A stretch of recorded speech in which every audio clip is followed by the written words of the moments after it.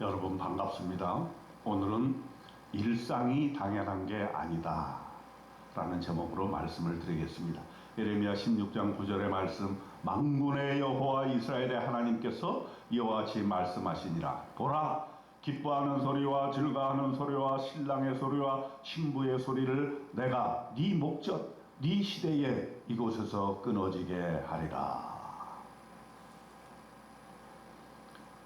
여러분, 예레미야에 참 놀라운 점이 있어요. 16장을 읽다 보면 우리가 지난 몇 년 전에 겪었던 코로나 시대를 상기하게 됩니다. 코로나 시대는 무엇으로 특징 지을 수 있었습니까? 일상을 누리지 못했다라는 것이죠. 일상이 주는 그 기쁨 얻을 수가 없었다는 것입니다. 그렇기 때문에 우리에게 주는 메시지는 뭡니까? 일상을 당연하게 여기는 그런 생각 버려야 된다는 것이죠. 일상이 축복입니다. 일상으로 감사해야 됩니다.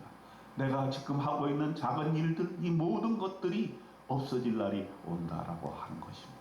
그것이 바로 예레미야 16장에서 예레미야가 통탄하면서 얘기했던 내용입니다. 한번 보십시다. 1절, 여호와의 말씀이 또 내게 임하여 이르시되 너는 이 땅에서 아내를 맞이하지 말며 자녀를 두지 말지니라. 이곳에서 낳은 자녀와 이 땅에서 그들을 해산한 어머니와 그들을 낳은 아버지에 대하여 여호와께서 이와 같이 말씀하시옵니다. 첫 번째 중요한 건 결혼입니다. 결혼은 우리가 인생 살면서 가장 기쁜 날이죠. 신부에게 있어서는 정말 인생 최고의 날입니다. 가장 아름답고 하얀 드레스를 입고 많은 사람들의 박수를 받으면서 아름다운 가정을 이루어 나가는, 어떻게 보면 그것은 우리 일상을 통해서 가장 복된 날이라고 볼 수가 있죠. 오늘날에도 여러분 결혼식장을 가지 않습니까? 저도 다음에 며칠 후에 결혼식장을 가야 되는데, 코로나 때 한번 생각해 보세요. 코로나 때 결혼식을 할 수가 있었습니까? 못했습니다.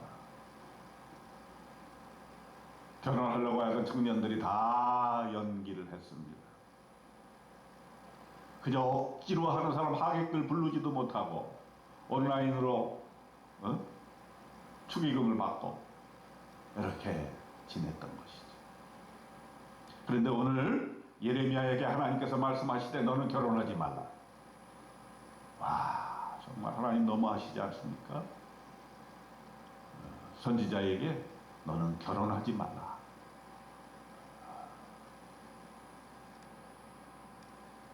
왜 그러냐 하면은 네가 결혼해서 낳을 자식들이 얼마나 많은 고통을 겪을 것인지를 생각해라. 그들은 죽임을 당할 것이고 그들은 짐승의 먹이가 될 것이다. 얼마나 처참한 이야기입니다. 실제 그런 일들이 일어났습니다. 바벨론군이 침공했을 때에 너무나 많은 시체들이 예루살렘에 쌓였기 때문에 장사 지내지 못하고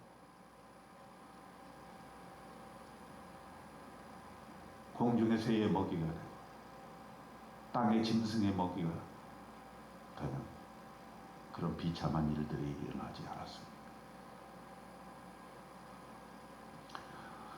4절 보세요. 그들은 독한 병으로 죽어도 아무도 슬퍼하지 않을 것이며 묻어주지 않아 지면의 분토와 같을 것이며 칼과 기근에 망하고 그 시체는 공중의 새와 땅의 짐승의 밥이 되리라.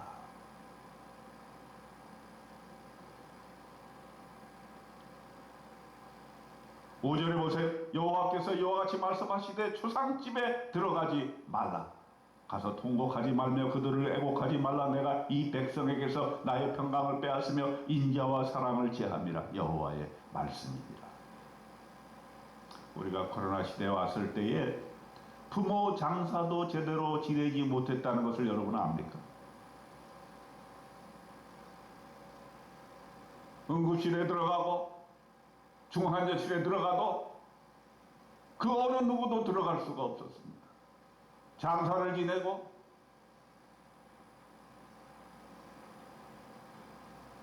화장을 해도 그 누구도 그 자리에 있을 수가 없었습니다. 참 예레미야는 놀랍다. 이런 시대가 과연 있을 수 있을까 생각하는데 우리가 그것을 겪었습니다. 바로 몇 년 전에. 여러분 다 잊어버리셨습니까?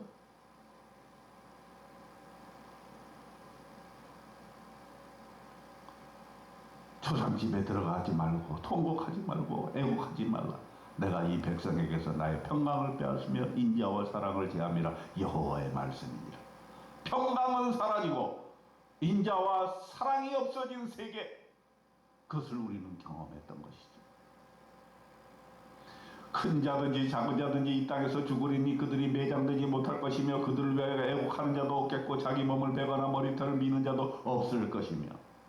큰 자든지 작은 자든지 오늘날의 세계가 빈부의 격차, 교육의 격차, 얼마나 많은 격차가 있는 세계입니까? 그럼에도 불구하고 심판은 큰 자나 작은 자나 다 해당되는 공평성이 있다는 것입니다. 그 죽은 자로 말미암아 슬퍼하는 자와 떡을 떼매 위로하는 자가 없을 것이며 그들의 아버지나 어머니의 상사를 위하여 위로의 잔을 그들에게 마시게 할 자가 없으리라. 자, 그런가 하면 이런 세계는 8절에 보니까 잔치집도 없어요. 너는 잔치집에 들어가서 그들과 함께 앉아 먹거나 마시지 말라. 만군의 여호와 이스라엘 하나님께서 이같이 말씀하시니라. 보라, 기뻐하는 소리와 즐거워하는 소리와 신랑의 소리와 신부의 소리를 네가 네 목전 네 시대에 이곳에서 끊어지게 하리라. 여기서는 소리가 없어진다. 소리. 잔치집 소리가 없어진다는 거예요. 신랑의 소리와 신부의 소리가 없어진다는 거예요. 여러분, 예전에는 그래도 가끔 함 들어오는 소리, 함 사세요, 함 사세요. 아, 시끌벅적하게 동네 골목이 시끄러울 때가 있었죠. 지금은 듣기 어렵습니다. 놀이터에 가보세요. 여러분 지금 한번 놀이터에 가보세요. 애들이 있습니까? 없어요. 애들이 노는 소리, 소리만 들어도 그저 마음이 따스해 오는 것을 볼 수 있지 않습니까? 우리 집은 바로 유치원 앞에 있는데 유치원에서 애들이 떠드는 소리 들리면 너무나 기분이 좋아요. 그런데 심판의 때가 오게 되면 소리가 없어진다는 거예요. 기쁜 소리, 잔치집 소리, 기뻐하는 소리, 즐거워하는 소리, 신랑의 소리, 신부의 소리가 끊어지게 된다는 것이죠.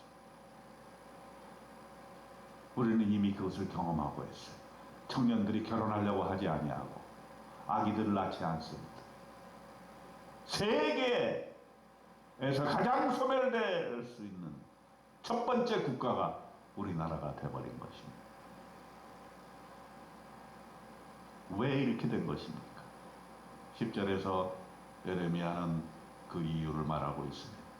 네가 이 모든 말로 백성에게 말할 때에 그들이 네게 묻기를 여호와께서 우리에게 이 모든 재앙을 선포하시면 어찌 됨이며 우리의 죄악은 무엇이며 우리가 우리에게 우리 하나님 여호와께 범한 죄는 무엇이냐 하고 사람들이 내가 뭘 잘못했느냐 이렇게 얘기를 합니다.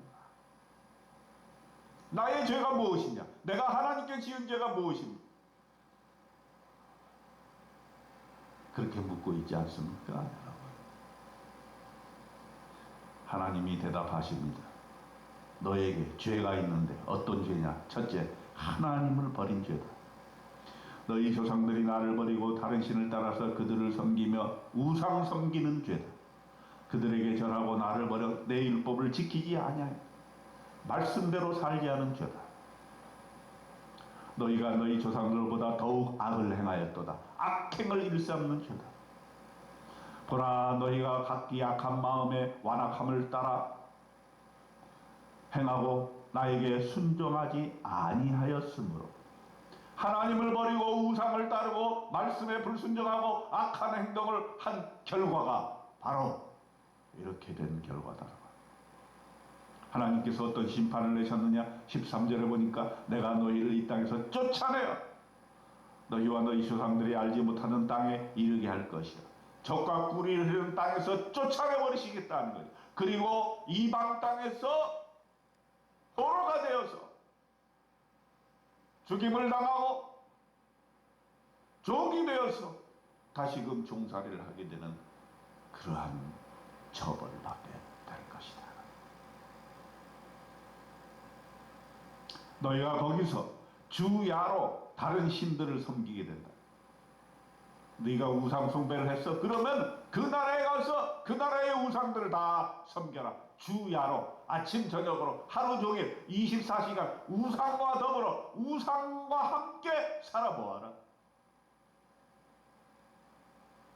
이는 내가 너희에게 은혜를 베풀지 아니함이라 하셨다. 이제 더 이상 하나님의 은혜는 없어진다라고 하는 것입니다. 그리고 하나님께서 이렇게 심판하시는 가장 큰 목적, 하나님이 우리에게 이렇게 징계를 내리시는 그 목적은 21절에 나와 있습니다. 여호와께서 이르시되 보라! 이번에 그들에게 내 손과 내 능력을 알려서 그들로 내 이름이 여호와인 줄을 알게 하리라. 하나님은 여호와 하나님이시다. 하나님은 이 땅에 있는 신 중에 유일한 신이시다. 하나님의 이름을 이 땅에 알리시기 위해서 하나님도 아프시고 하나님도 눈물을 흘리시지만 그의 죄에 대한 대가를 반드시 치르게 만들어 주신다. 그 심판은 우리의 일상을 가져가는 심판인 것입니다.